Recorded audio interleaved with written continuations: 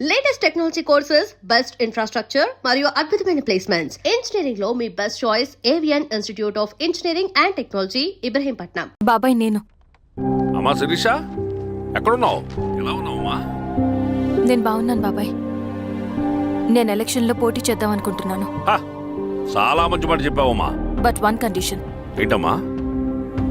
అది నేను మిమ్మల్ని పర్సనల్గా కలిసి చెప్తాను. సరేరా, రేపు ఇంటికి రా, మాట్లాడుకుందాం. సరే బాబాయ్.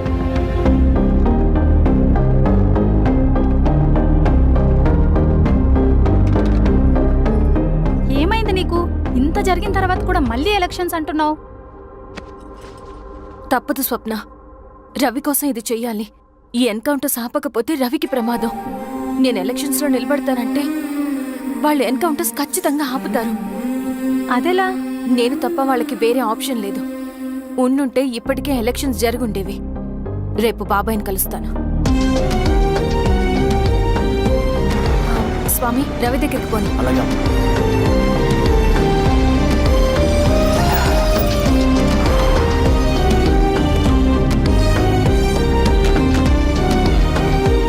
రవి, రవి, రవి. రవణ లేడు మేడం. రవి ఎక్కడా? రవణను కలవక చాలా రోజులైంది. రవి నువ్వు కలిస్తే ఇదివ్వు.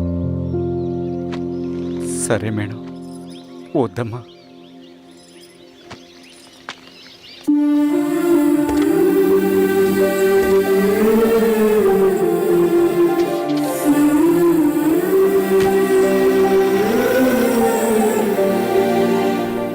రామా శిరీష, రా. ఎలా ఉన్నావు? బాగున్నాను బాబాయ్. దా కూర్చో. ఏంటి ఏదో మాట్లాడాలన్నావు? బాబాయ్, మీరు చెప్పినట్టే చేస్తాను. కానీ ఎవరి వైపు నుంచి జరిగినా హింస మంచిది కాదు. మీరుండి కూడా ఇలా జరగడం ఏం బాలేదు. ఇప్పుడు జరుగుతున్నది కొన్ని రోజులు ఆపించండి. ఏది జరిగినా యాజ్ పర్ లా జరగాలి. ఏ సార్, అర్జెంటుగా పళ్ళని రమ్మను. సరే సార్.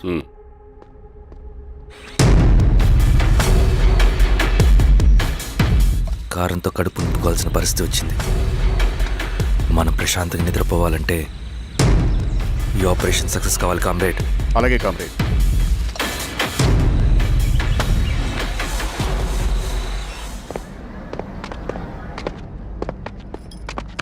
నమస్కారం సార్. పళ్ళని పిలిచారంట? అది ఇప్పుడు జరిగే ఎన్కౌంటర్స్ అన్ని కొంతకాలం ఆపండి సార్. Okay sir. మా శిరీష, ఈయన పళ్ళని కొత్త ఎస్ఐ. నమస్తే మేడం. నమస్తే. పళ్ళని సార్. అమ్మాయి ఎలక్షన్ నిలబడుతుంది. టైట్ సెక్యూరిటీ ఇవ్వండి. జాగ్రత్త సార్. ఏం జరిగిందని నీదే బాధ్యత. అలాగే సార్. టైం అవుతుంది. వెళ్దాం పద. మేడం, మీరు మన ఊరికి వస్తే నేను సెక్యూరిటీ ప్రొవైడ్ చేస్తాను. పళ్ళని సార్. ఎలక్షన్స్ అయ్యేంతవరకే సరే. ఎస్పీ గారితో నేను మాడతా. అలాగే సార్. వస్తానమ్మా. సరే బాబు. జాగ్రత్త. మేడం పదండి. రండి మేడం, కూర్చోండి. పదవీరా స్వామి.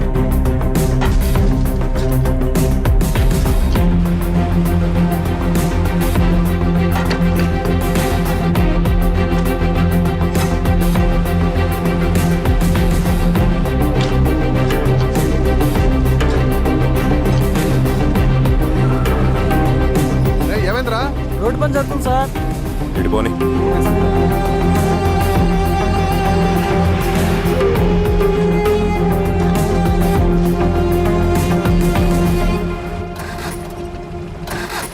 అరే బండాపు సార్. ఎందుకో? మేడం గారు కారు ఆగినట్టుంది సార్. ఏమైంది స్వామి?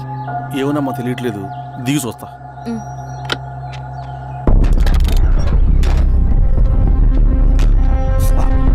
అమ్మా, ఫ్యాన్ బెల్ట్ దిగిపోయిందమ్మా.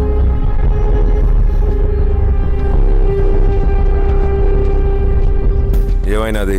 బెల్ట్ దిగిపోయింది సార్. శిరీష గారు, ఇప్పటికే లేట్ అయిపోయినది. మనం జీప్లో పోదాం రండి.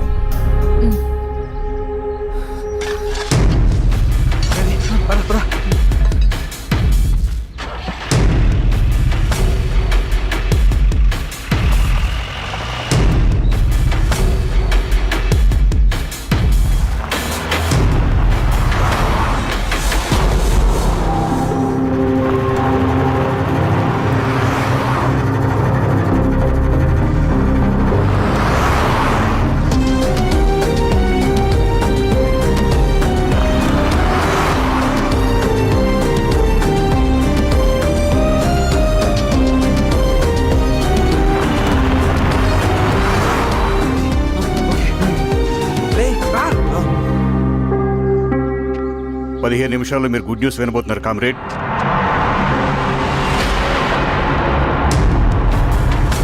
రవి వెళ్ళి చూడు.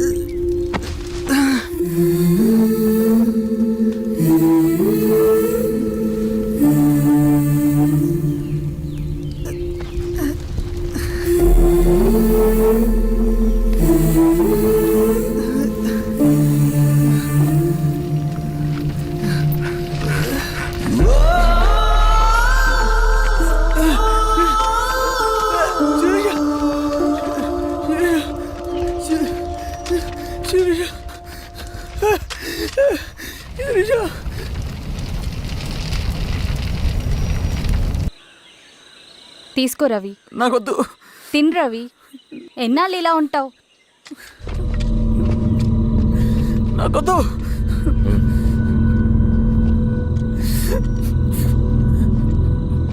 అక్కడ పెట్టేసి తిను.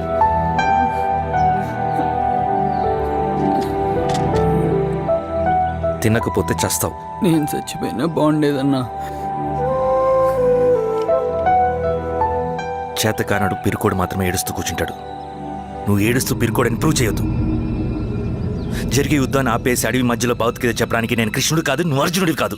మన విప్లవకారులం రవి. మనకి డ్యూటీస్ తప్ప ఎమోషన్స్ ఉండకూడదు. ఈ చేతులు అయ్యా నాకు అన్యాయం జరిగింది అని చెప్పి ఏడ్చే వాళ్ళ కన్నీళ్ళు తుడడానికి, మనకి మనం ఓదార్చుకోవడం కోసం కాదు. ఎన్నిసార్లు గాయపడినా సైనికుడు వెళ్లాల్సింది యుద్ధానికి. సిద్ధంగా ఉండు.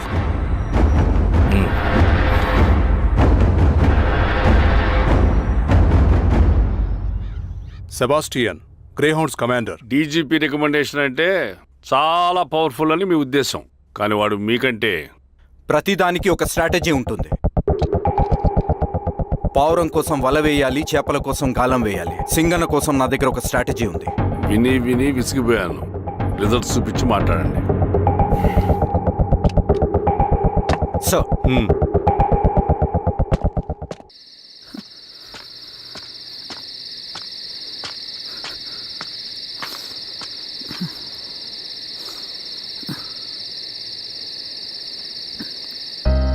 ఏమైపోయావన్నా ఇన్ని రోజులు? అసలు ఎలా ఉన్నావన్నా?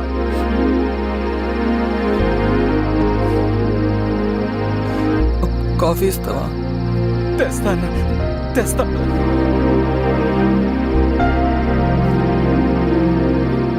ఆగు అన్నా.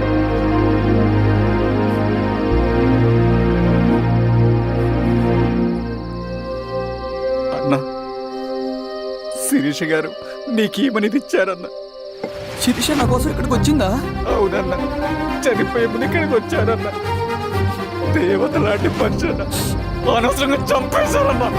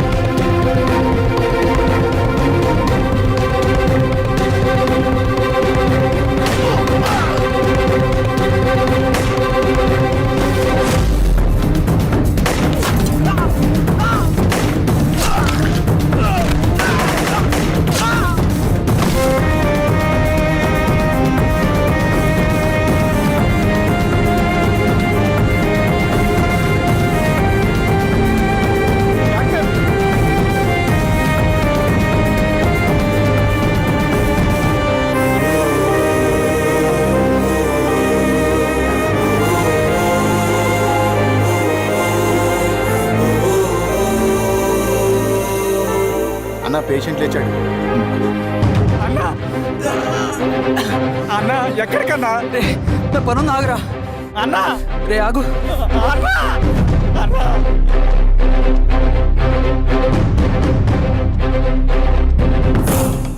నక్సల్ నాయకుడు సింగన్న లొంగుబాటు ఎంతో కాలంగా శ్రీరామగిరి చుట్టుపక్కల పోలీసులని తీవ్ర ఆందోళనకు గురి చేసిన ప్రజా ప్రతిఘటన దళ నాయకుడు సింగన్న నేడు గ్రేహౌండ్ పోలీసుల సమక్షంలో జనజీవన స్రవంతిలో కలిసిపోయాడు. తన తదుపరి కార్యాచరణ త్వరలో వెల్లడిస్తానని సింగన్న చెప్పారు. సింగన్న సుదీర్ఘ పోరాటం నుంచి అకస్మాత్తుగా జనజీవన స్రవంతిలో కలవడానికి కారణం ఇంకా తెలియాల్సి ఉంది. స్ట్రాటజీ గురించి చెబుతుంటే నేను ఏమో అనుకున్నా. 100 గొడ్లను తిన్న రాబందు గాలివానకే సచ్చిందట. ఆ గాలివాన పేరేంటో తెలుసా? సబాషియన్, సూపర్ సబాషియన్. ఒక్క సుక్క మనోళ్ళ రక్తం చెందకుండా నువ్వు అంత పెద్ద నక్సలైట్ ని పట్టుకున్నావంటే బా, నీ స్ట్రాటజీ మామూలు కదబ్బా. నాకు ఇచ్చిన కమిట్మెంట్ మాత్రం మర్చిపోదు సార్.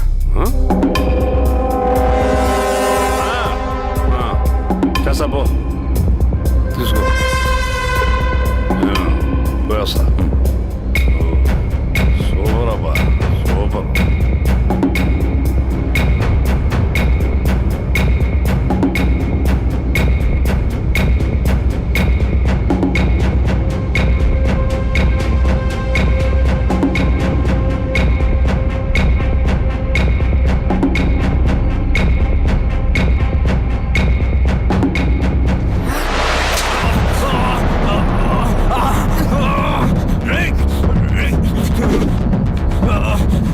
ఎవడ్రా నువ్వు? అన్న ఎక్కడ? నువ్వు సింగన్న మనిషివా? అడిగిన దానికి మాత్రం సమాధానం చెప్పు. సింగన కోసం చేస్తావా? భవిష్యత్తు గురించి ఇప్పుడే మాట్లాడా? జీవితం మీద రాసుంటే చెప్పరా? నాకు టైం లేదు. చెప్పను. నీ గొంతులో దిగిన మామూలు కత్తి కాదు, విషం పూసిన కత్తి. 2 నిమిషాల్లో నీ చావా బతుకు డిసైడ్ అయిపోతాయి. చెప్పు. చెప్తాను. శ్రీనివాస లాడ్జిలో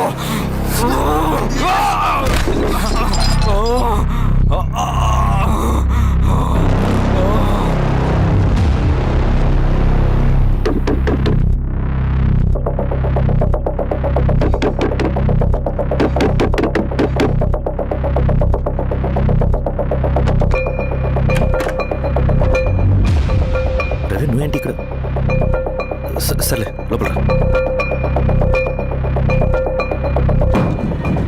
ఏయ్ ఏంట్రా ఇది?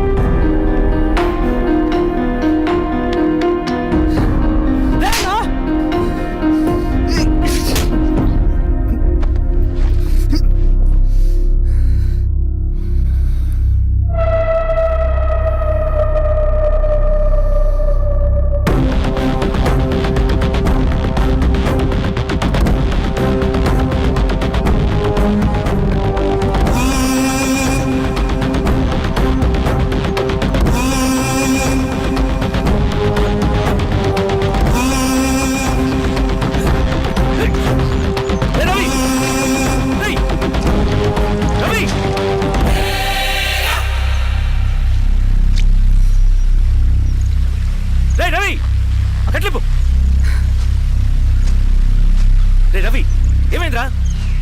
వచ్చి కట్లిప్పు. ఏమైందిరా నీకు? కట్లిప్పు. రే ఆ పోలీసుకి లొంగిపోవటం, ప్రెస్ మీట్లు మాట్లాడటం అంతా నిజం అనుకుంటున్నావా? రే అవంతా ఒక స్ట్రాటజీరా. యుద్ధంలో శత్రుబలు పెరిగినప్పుడు మనం మొండిగా ఎదురెళ్ళకూడదు. లొంగిపోయినట్టు నటించాలి. అది నిజంగా లొంగిపోవడం కాదురా, శత్రువుని ఏమార్చడం. నేను అదేరా చేశాను. అది నిజం అనుకోకు. ముందు కట్లిప్పు రవి. విప్లవంలో నష్టం అన్ని వైపు నుంచి వస్తుంది. నువ్వు నేను ఇంకా మిగిలి ఉన్నాం కదా, ఇంకొక దళాన్ని నిర్మిద్దాం, విప్లవాన్ని కొనసాగిద్దాం. ముందు కట్లిప్పురా. ఏంట్రా? నువ్వు మాట్లాడిన ప్రతిసారి నాకు చప్పట్లు కొట్టాలనిపిస్తుంది అన్న. నువ్వు చెప్పేది నమ్మాలనిపిస్తుంది. ఇప్పుడు కూడా నమ్మేవాడిని కానీ ఇది ఆపుతుంది. మతం మత్తుమందు లాంటిదన్నాడు కార్ల్ మార్క్స్. కానీ అంతకన్నా పెద్ద మత్తుమందు కమ్యూనిజం. ఆ కమ్యూనిజం మత్తులో నుండి నిన్ను బయటకు తీసుకురావడానికి బలమైన సాక్ష్యం కావాలని నాకు అర్థమైంది. ఎలక్షన్ నుంచి విత్డ్రా అయ్యాక నేను నా ఫ్రెండ్ స్వప్న వాళ్ళ ఇంటికి వెళ్ళాను. రే అర్జెంట్గా 25 లక్షలు కావాలరా. Thank you.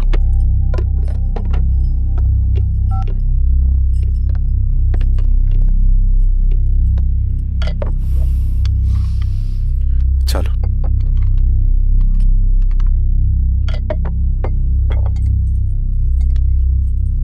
చాలు.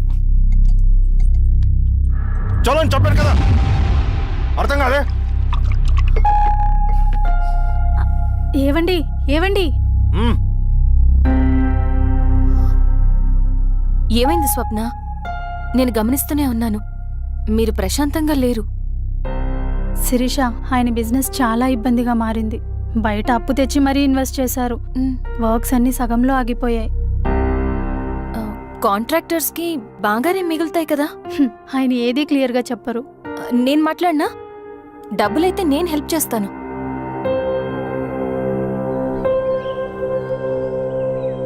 అన్నయ్య, చెప్పమ్మా. ఆ, మీరు డబ్బు గురించి ఏదో ఇబ్బంది పడుతున్నారని అర్థమైంది. అవునమ్మా, ఈ ఏజెన్సీ కాంట్రాక్టర్ బతికే ఇంత ఏది సాఫీగా ఉండదు. అన్ని వైపుల నుంచి అడ్డంకులే. ప్రజల ప్రయోజనం కోసం బిల్డింగ్లు బ్రిడ్జ్లు కట్టాలి, అడ్డమైన వాళ్ళకి లంచం ఇచ్చుకోవాలి. ఇప్పుడు ఈ నక్సల్స్ ఒకళ్ళు తయారయ్యారు. నా బ్రతుక్కి ఛే! పని పూర్తయ్యేదాకా ఫండ్స్ లిస్ట్ చేయరు, వీళ్ళేమో పని చేయనివ్వరు. ఏం చేయాలో అర్థం కావట్లేదు. నక్సల్సా? నక్సల్స్కి ఏంటి సంబంధం? అదే కదా సమస్య. బయట ప్రజల కోసం మేము ఉన్నామంటారు, లోపల ఎక్స్ట్రాషన్కి అలవాటు పడ్డారు. ఎవరు కరెక్ట్గా లేరమ్మా. ఎక్కడి వాళ్ళన్నయ్య? పినపాకం మండలం నక్సల్స్ 25 లక్షలు అడిగారు.